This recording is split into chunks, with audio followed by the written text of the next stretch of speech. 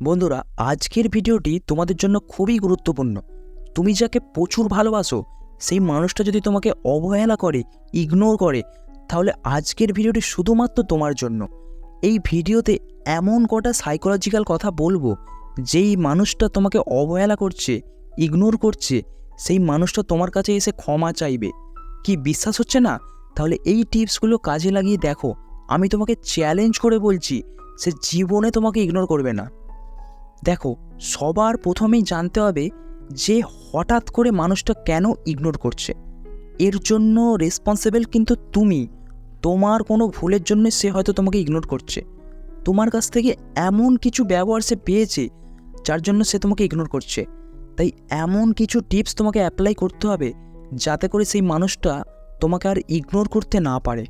কিন্তু বন্ধুরা, ভালোবাসার মানুষটা ইগনোর করলে তোমরা যে ভুলগুলো করো, প্রথম যে ভুলটা করো, অবহেলা করলে প্রশ্ন করা। দেখো, যখন সে তোমাকে ইগনোর করছে, হয়তো আগের দিনে অনেকবার ফোন করতো, এখন আর সেইভাবে ফোন করছে না, হয়তো একবার বা দুবার করছে। বা হয়তো আগে যেমন সবসময় এসএমএস করতো, এখন হয়তো সারাদিনে দু একবার এসএমএস করছে। বা তুমি এসএমএস করলে সে মানুষটার সঙ্গে সঙ্গে রিপ্লাই দিত, এখন আর সেটা করছে না।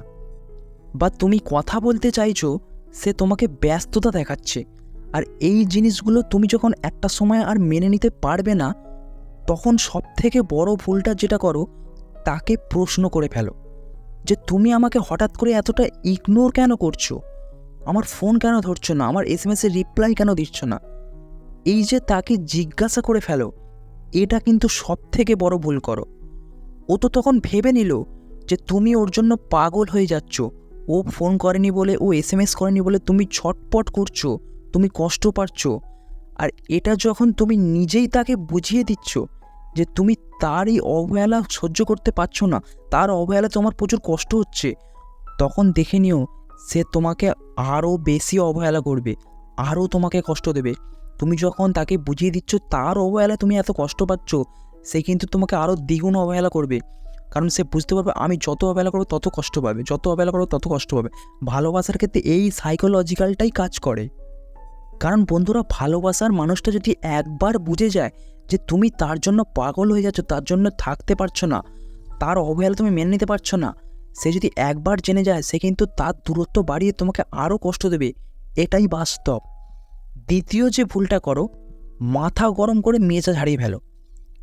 অনেক সময় যখন ভালোবাসার মানুষটা ইগনোর করে, অবহেলা করে, সেটা সহ্য করতে না পেরে তাকে উল্টোপাল্টা কথা বলে দাও, তার সঙ্গে ঝগড়া করে ফেলো। এটা অনেক বড় ভুল করো। আরে তোমাকে এটা বুঝতে হবে, সে যখন হঠাৎ তোমাকে ইগনোর করছে, অবহেলা করছে, নিশ্চয়ই তোমার কোনো ব্যবহার তার খারাপ লেগেছে, সে তাই তোমাকে ইগনোর করছে। কিন্তু তুমি এটা না বুঝে যদি মাথা গরম করে ঝগড়া অশান্তি করে ফেলো, তাহলে ব্যাপারটা মারাত্মক জায়গায় চলে যেতে পারে। আর তৃতীয় যে ভুলটা করো, অনেকে দেখেছি ইমোশনাল হয়ে পড়া। অনেকে এমনও আছে যারা ভালোবাসার মানুষের কাছ থেকে অবহেলা পেলে, সে ইগনোর করলে সেটা সহ্য করতে না পেরে কান্নাকাটি করে, হাতে পায়ে ধরে, তার থেকে গুরুত্ব পাওয়ার জন্য, তার থেকে গুরুত্ব আদায় করার জন্য। এখন প্রশ্ন হচ্ছে, কি এমন করলে সে আমাকে আবার আগের মতো গুরুত্ব দেবে, আমার কাছে এসে ক্ষমা চাইবে? কিন্তু তার জন্য তোমাকে যেটা করতে হবে, মেন যে পয়েন্ট নাম্বার 1, সাইলেন্ট থাকতে হবে। মুখ বুজে সবটা সহ্য করে নিতে হবে, মুখ বুজে সবটা সহ্য করে নিতে হবে। দেখো, সে যখন তোমাকে ইগনোর করছে, তুমি তখন পুরোপুরি চুপ হয়ে যাও, কোনো রাগারাগি করবে না, কোনো প্রশ্ন করবে না। মোট কথা, তুমি তাকে এটাই বোঝাও যে তোমাকে ইগনোর করছে, তাতে তোমার কোনো যায় আসে না।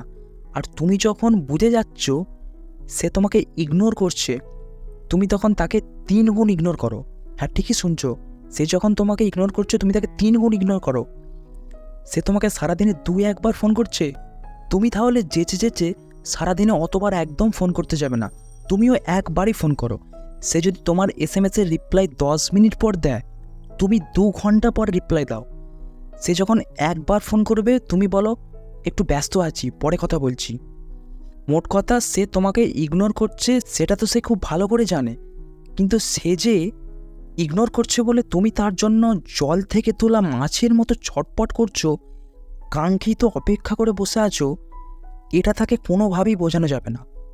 তাকেও ছাড়া যে তোমার একটা নিজস্ব লাইফ আছে, তোমার মা বাবা আছে, তোমার বন্ধু বান্ধব আছে, আরও যে সমস্ত মানুষজনকে নিয়ে তুমি হ্যাপি আছো, সেটা তাকে বোঝাও।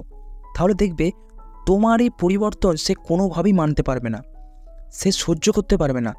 কারণ সে তার মনের মধ্যে একটা জিনিস সেট করে নিয়েছে যে সে তোমাকে অবহেলা করলেই তুমি তার জন্য পাগল হয়ে যাবে।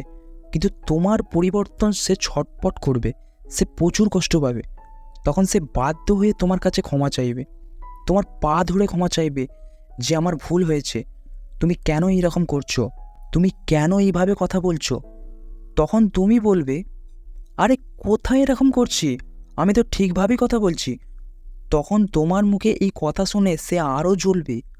আর বন্ধুরা, ইগনোর জিনিসটা এমন, ভালোবাসার মানুষটার থেকে যখন তুমি ইগনোর পাচ্ছো, সেখানে তুমি যত ভালোবাসা দেখাবে সে তত দূরে চলে যাবে, গ্যারেন্টি। তাই বন্ধুরা, ভিডিওতে বলা টিপসগুলো মেনে চলো। আমি গ্যারেন্টি দিচ্ছি, সে যদি সত্যিই তোমাকে মন থেকে ভালোবাসে, সে জীবনেও তোমাকে ইগনোর করবে না, কথা দিলাম। তুমি শুধু কিছু কিছু সময় মনকে বোঝাও, কিছু কিছু সময় পরিস্থিতির মোকাবিলা করো, কিছু কিছু সময় কিছু কিছু সময় চুপ থাকতে শেখো। তাহলে দেখবে চুপ থাকাটাই তোমার, এই পরিস্থিতিতে তোমার চুপ থাকাটাই তার রাতের ঘুম উড়িয়ে দেবে। কারণ তুমি যেই মানুষটা শুধুমাত্র ইগনোর করতো বলে, ফোন করতো না বলে, SMS করতো না বলে তুমি তাকে মাথা খারাপ করে দিতে, ঝগড়া অশান্তি করে একদম মাথা খারাপ করে দিতে, আর সে তত নিজেকে আরও হেভি মানুষ, আরও ইম্পর্টেন্ট মানুষ মনে করতো, যে ও তো আমার জন্য পাগল হয়ে যাচ্ছে, আমি ওকে SMS না করলে, আমি ওকে ফোন না ধরলে, আমি ওকে ফোন না করলে ও ছটফট করবে। এই জিনিসটা যখন তুমি দুম করে বন্ধ করে দেবে, তখন তোমার এই চুপ থাকাটা তার রাতের ঘুম উড়ে যাবে, সে সহ্য করতে পারবে না।